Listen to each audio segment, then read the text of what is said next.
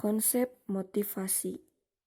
Di sini menjelaskan beberapa teori, yaitu teori-teori awal mengenai motivasi. Yang pertama Ada teori hierarki kebutuhan. Di sini ada 5. yang termasuk teori hierarki kebutuhan. Yang pertama, fisiologis, meliputi kelaparan, kehausan, tempat perlindungan, dan kebutuhan lainnya. Yang kedua, rasa aman, keamanan, dan perlindungan dari banyak fisik emosional. Yang ketiga, sosial kasih sayang. Yang keempat, penghargaan. Yang kelima, aktualisasi diri. Yang selanjutnya ada teori X dan teori Y. Di sini mengusulkan dua sudut pandang berbeda mengenai manusia. Satu sisi secara mendasar negatif diberi label teori X, dan yang satunya lagi secara mendasar positif diberi label teori Y. Setelah mempelajari, para manajer di sini meyakini bahwa para pekerja pada dasarnya tidak menyukai bekerja secara harus diarahkan atau bahkan dipaksa untuk melakukan pekerjaannya. Sebaliknya, di bawah teori Y, para manajer beranggapan bahwa para pekerja memandang pekerjaannya sebagai suatu hal yang alamiah seperti beristirahat atau bermain, dan maka dari itu rata-rata orang dapat belajar untuk menerima dan bahkan mencari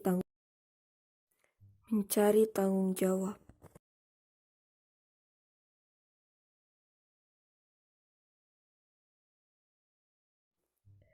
Yang ketiga ada teori kebutuhan McC Lane. Di dalam teori ini ada 3 bagian, yaitu kebutuhan akan pencapaian atau NACH adalah dorongan untuk berprestasi untuk pencapaian yang berhubungan dengan serangkaian standar. Yang kedua ada kebutuhan akan kekuasaan atau NPOW, adalah kebutuhan untuk membuat orang lain berperilaku dengan cara yang tidak akan dilakukan tanpa dirinya.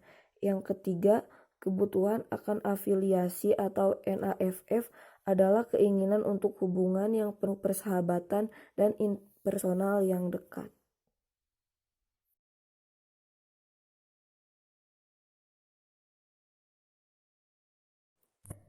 Teori penentuan nasib sendiri.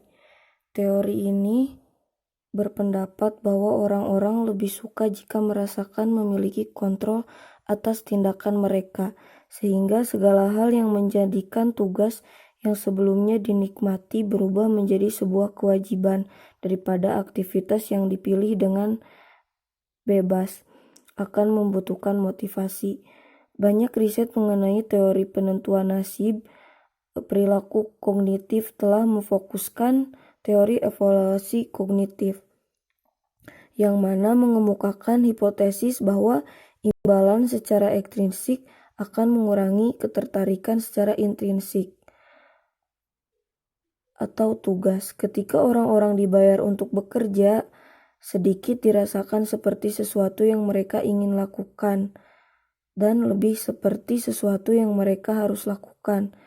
Teori penentuan nasib sendiri juga mengusulkan cara untuk mencapai kompetensi dan hubungan yang positif dengan orang lain. Sejumlah besar studi mendukung teori penentuan nasib sendiri.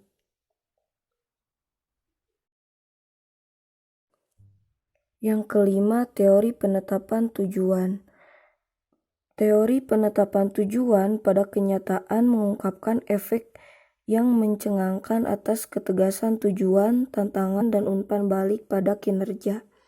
Pada akhir tahun 1990, Edwin Love mengusulkan bahwa niat untuk bekerja mengaruh pada tujuan adalah sumber utama dari motivasi kerja, yaitu tujuan akan memberitahukan kepada pekerja apa yang harus dilakukan dan seberapa banyak usaha yang diperlukan.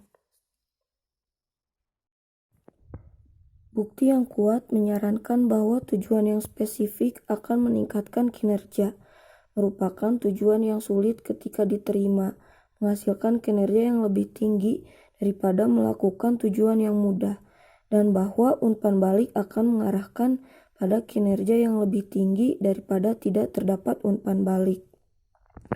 Tujuan yang spesifik menghasilkan level keluaran atau output yang lebih tinggi daripada tujuan yang digeneralisasikan. Lakukan yang terbaik.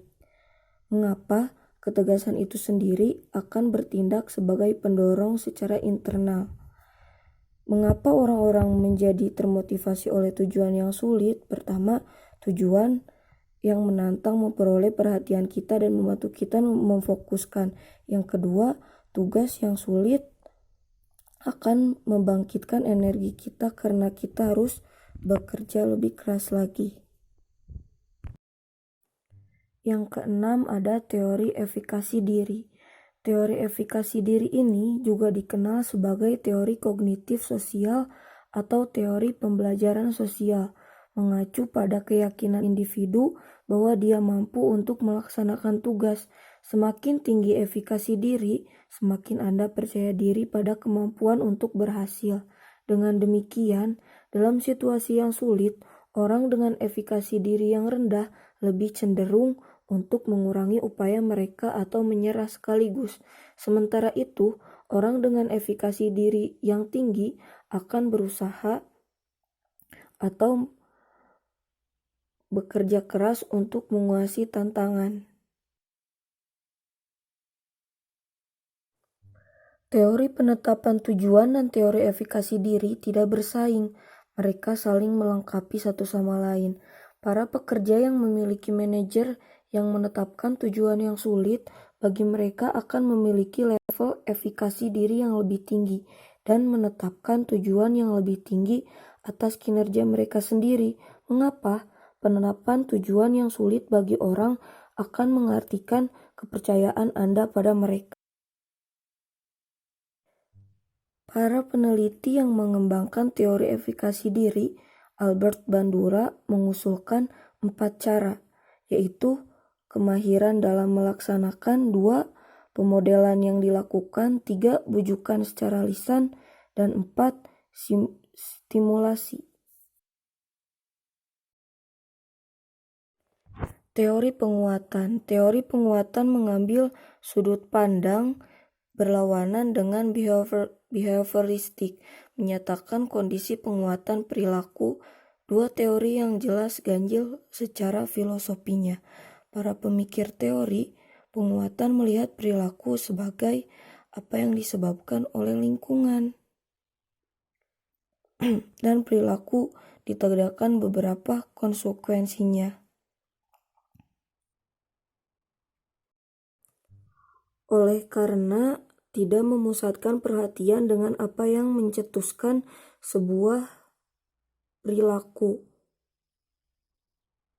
Bukan itu, tetapi ini sesungguhnya sesuatu teori motivasi. Teori ini memberikan sarana yang ampuh untuk mengatasi apa yang mengendalikan perilaku, dan inilah mengapa kita umumnya akan mempertimbangkannya dalam pembahasan mengenai motivasi. Model-model merupakan pusat bagi sudut pandang pembelajaran sosial. 4 proses yang menentukan pengaruh mereka pada individu. 1. Proses atensi. Orang-orang belajar dari model hanya ketika mereka mengakui dan mencurahkan perhatian pada fitur pentingnya. 2. Proses retensi. Pengaruh dari model bergantung pada sebagai baiknya individu mengingat tindakan model setelah model tidak lagi tersedia. 3. Proses reproduksi penggerak. Setelah seseorang melihat suatu perilaku baru dengan mengobservasi model, mengamati, kemudian dikonversi menjadi melakukan proses ini mendemonstrasikan bahwa individu dapat mengerjakan aktivitas yang dicontohkan.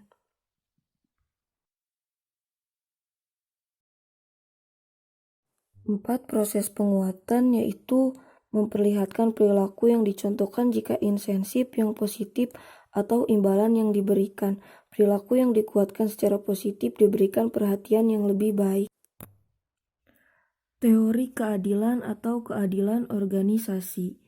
Keadilan di sini ada keadilan distributif, definisi keadilan pada hasil yang diterima. Yang kedua, keadilan prosedural, yang artinya merasakan keadilan dan proses yang digunakan untuk menentukan hasil. Yang ketiga, keadilan interaksional, yaitu derajat penerimaan yang salah satunya diperlakukan dengan rasa hormat dan bermartabat.